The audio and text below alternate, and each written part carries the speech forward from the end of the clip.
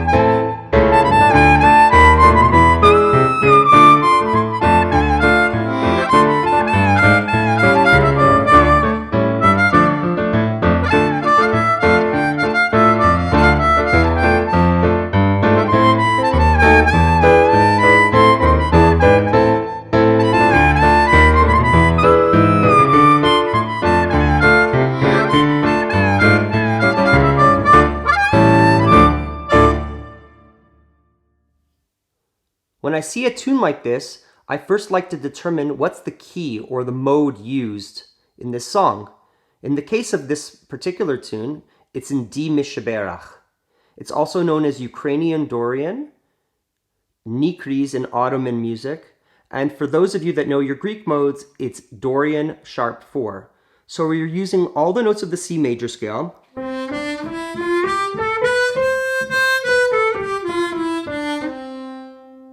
We're starting on D, the second degree.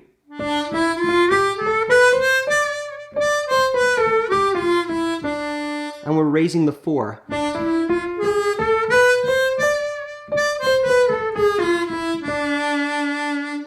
This song lies very well on the C diatonic harmonica because all the notes are really readily available if we know how to bend.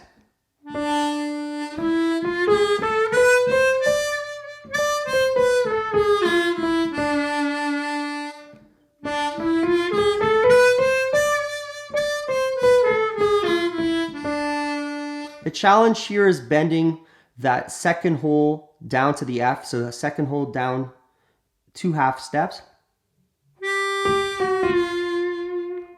And of course, bending down to the A flat or G sharp on the third hole, which is bending down 3 half steps.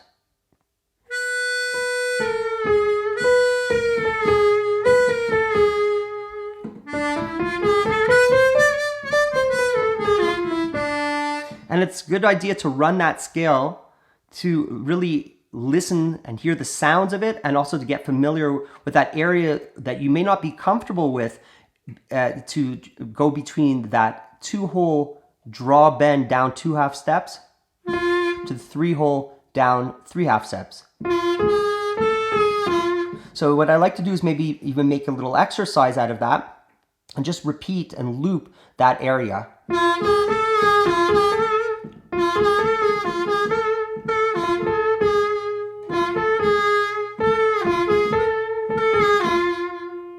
And then slowly, once I get comfortable between the F, A, and A flat, I start adding notes, maybe an E and a B.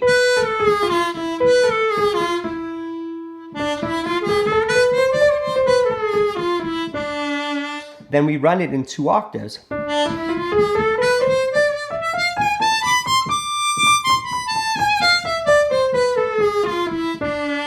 And it helps to have a tuner or to have a reference for pitch, like I'm using the keyboard here.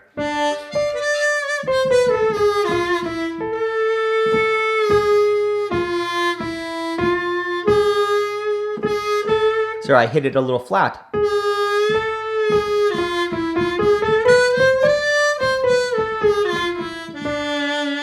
So again, first we get comfortable with the scale.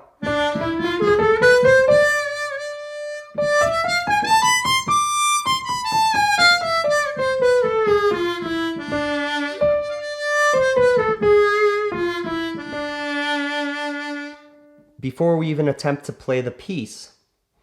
It helps get the sound in our ears, and it helps get the notes under our fingers, so to speak.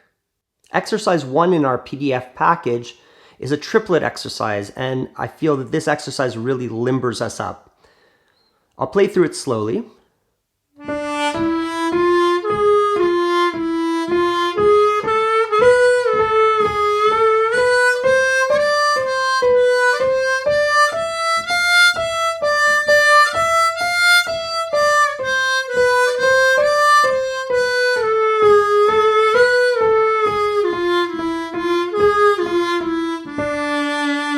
Again.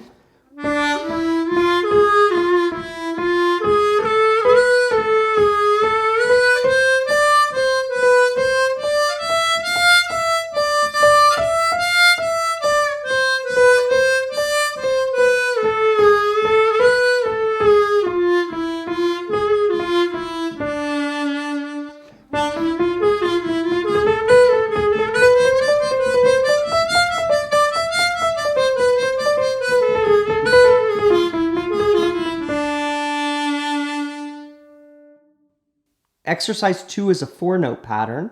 I'll play through it slowly.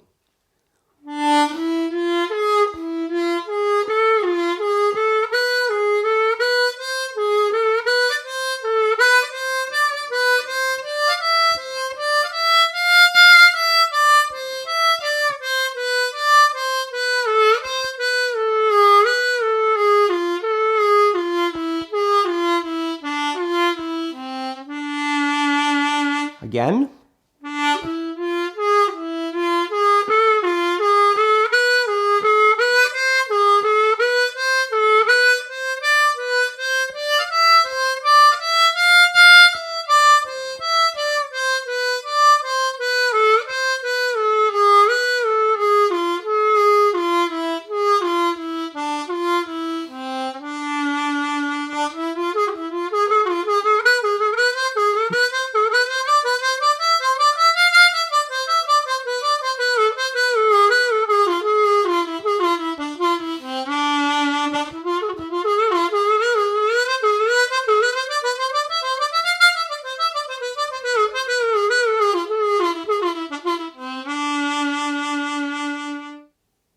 In exercise 3, we do jumps of thirds.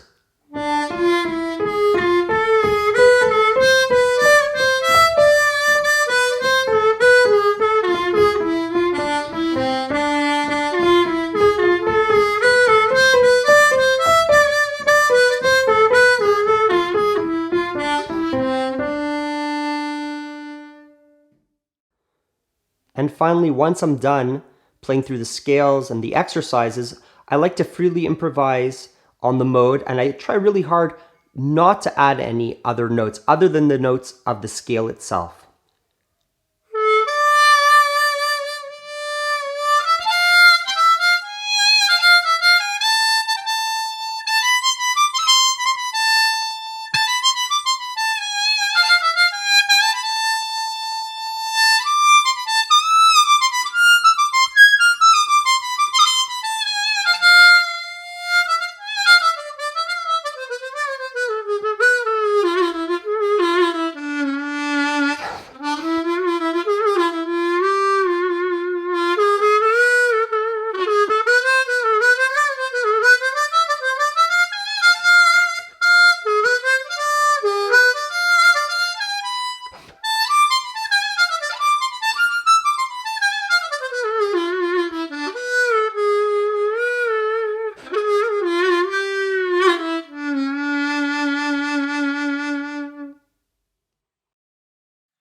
Let's play through the song slowly.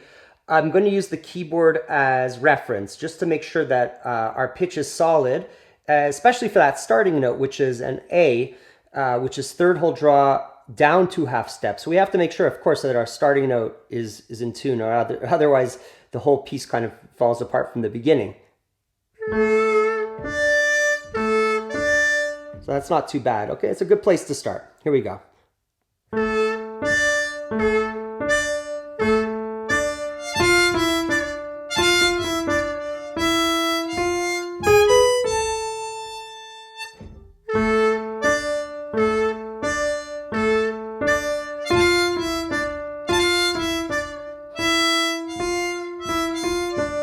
And repeat.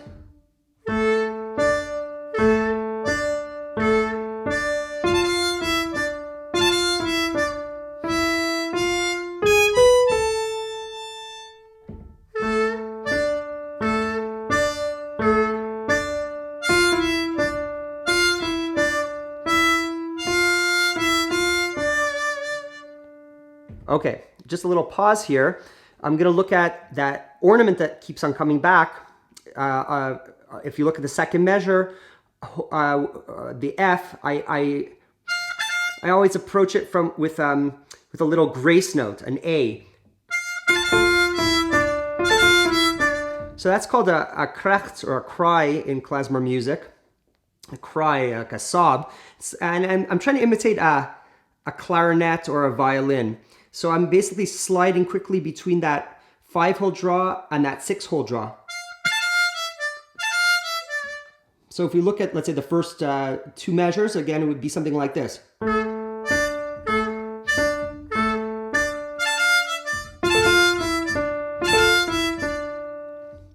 So that's something you might want to incorporate into your playing to make your harmonica playing sound in a klezmer style, to make it sound a little bit more like a clarinet or a violin.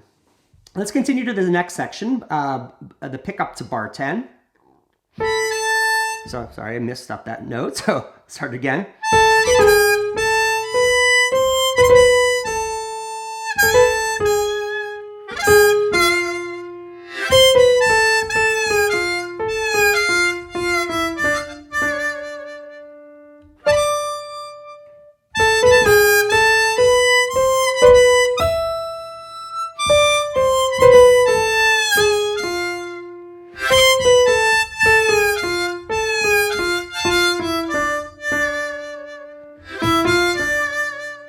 Okay, let's look at that second section. Again, there's a few little nuances that I incorporated, and you might want to do the same. Again, the pickup to bar 10. So there I do another little krecht. I'm sliding to from the A to the B and back. It's again trying to mimic that violin sound or that clarinet sound.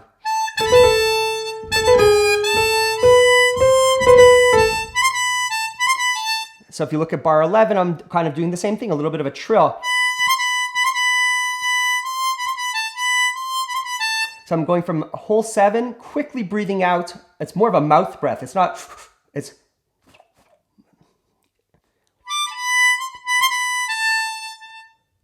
So again, I'm trying to incorporate those trills just to make it sound a little more authentic.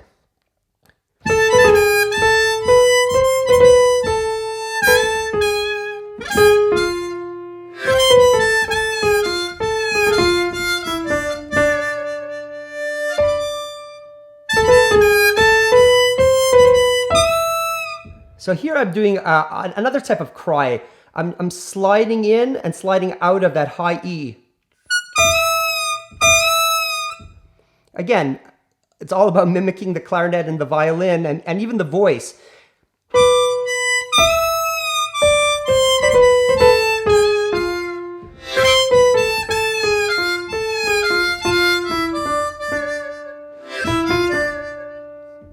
Okay, let's look at the last section now.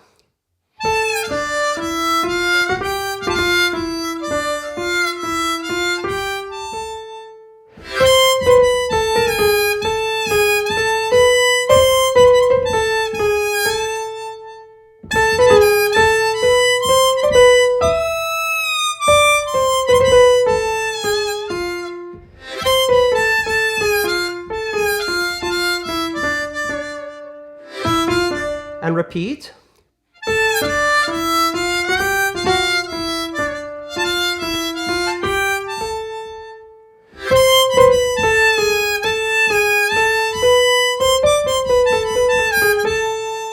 There's a little bit of a different pattern there.